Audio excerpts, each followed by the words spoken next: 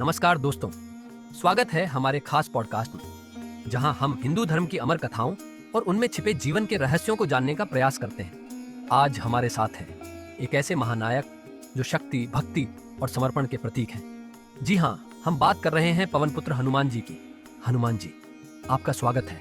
हम सब धन्य हैं कि आप स्वयं यहाँ आकर हमें जीवन के गहरे रहस्यों को समझाने वाले हैं। जय श्री राम। प्रिय श्रोताओं, आज मैं आपको अपने अनुभवों के माध्यम से यह सिखाना चाहता हूं कि जीवन में असीम शक्ति और सच्चा समर्पण कैसे प्राप्त किया जा सकता है। ये गुण किसी में भी हो सकते हैं यदि वह सही दृष्टिकोण और निष्ठा अपनाए। तो आइए मेरी कहानी और मेरे जीवन के कुछ प्रसंगों के माध्यम से इन रहस्यों को जानें। जब मैं एक बालक था, मुझे अपनी शक्ति का पूरा ज्ञान नहीं था। एक बार मैंने सूर्य को एक लाल फल समझकर उसे निगलने का प्रयास किया। इस पर देवताओं ने मुझे चेतावनी दी।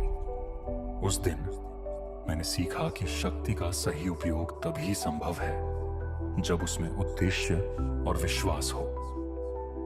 बचपन में मेरी शक्तियां मुझे वरदान के रूप में मिली, लेकिन इन शक्तियों का सच्चा उपयोग तब हुआ जब मैं श्री राम के सेवक के रूप में उनके चरणों में समर्पित हुआ।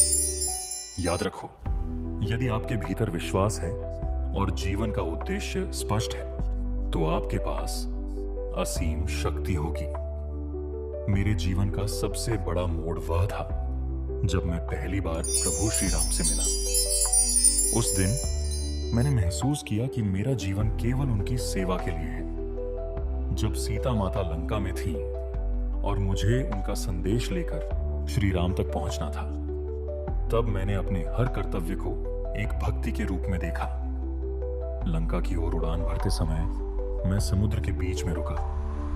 वहां मुझसे सुरस्सा ने रास्ता रोकने की कोशिश की।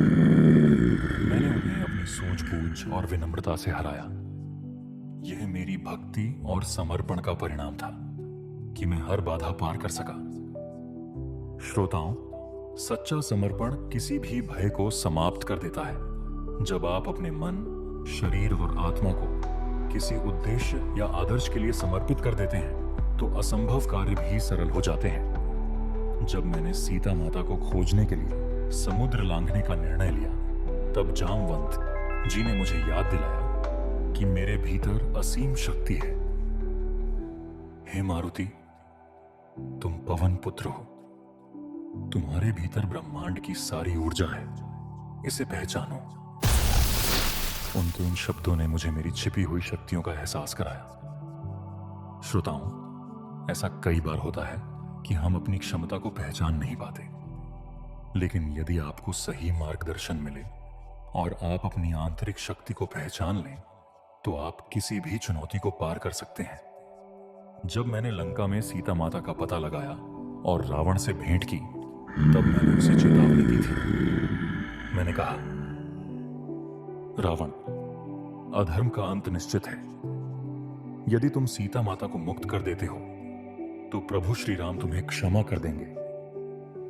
लेकिन उसने मेरी चेतावनी को नहीं माना। जब रावण ने मेरी पूंछ में आग लगवाई, तब मैंने उसी आग से लंका को जलाकर यह संदेश दिया कि शक्ति का उपयोग केवल धर्म और सत्य की स्थापना के लिए होना चाहिए। श्रोताओं, याद रखना, शक्ति का दुरुपयोग विनाश की ओर ले जाता है, लेकिन जब यह सत्य और धर्म की रक्षा के लिए उपयोग की जाती है, तो यह अमर हो जाती है। युद्ध के दौरान जब लक्ष्मण मूर्छित हो गए, तो मुझे द्रोणगिरि पर्वत से संजीवनी बूटी लाने का आदेश दिया गया। मैंने अपने जीवन का सबसे कठिन कार्य किया, लेकिन यह सब सेवा और भक्ति के कारण सरल लगा। जब मैं पर्वत पर पहुंचा, तो मैं संजीवनी बूटी को पहचान नहीं पाया, लेकिन मैंने पूरी चट्टान ही उठा ली। यह कार्य केवल मेरी शक्ति का परिणाम नहीं था, बल्कि मेरे समर्पण और सेवा की भावना का था। श्रोताओं, यदि आप सच्चे मन से दूसरों की भलाई करना चाहते हैं, तो कोई भी बाधा आपके मार्ग में नहीं आएगी। चाहे मैंने लंका दहन किया हो, या संजीवनी बूटी लाई हो, या रावण जैसे शक्तिशाली राक्षस को हराया हो, लेकिन मैंने कभी गर्व नहीं किया। मैंने हमेशा अपने कार्यों का श्रेय प्रभु श्री राम को दिया। मैंने सीखा कि सच्ची शक्ति नम्रता में होती है। यदि आप अपने कार्यों का श्रेय ईश्वर को देते हैं और अहंकार से दूर रहते हैं तो आपकी शक्ति कभी समाप्त नहीं होगी। प्रिय श्रोताओं, मेरी यह कथा केवल पौराणिक घटना नहीं है, बल्कि आपके जीवन के लिए एक मार्गदर्शन है। याद रखें, आपके भीतर असीम शक्ति है। यदि आप सही उद्देश्य, समर्पण और नम्रता के साथ अपने जीवन को जीते हैं तो आप हर बाधा को पार कर सकते हैं। हमेशा धर्म और सत्य के मार्ग पर चलें और हाँ, प्रभु श्री राम का स्मरण करना कभी न भूलें।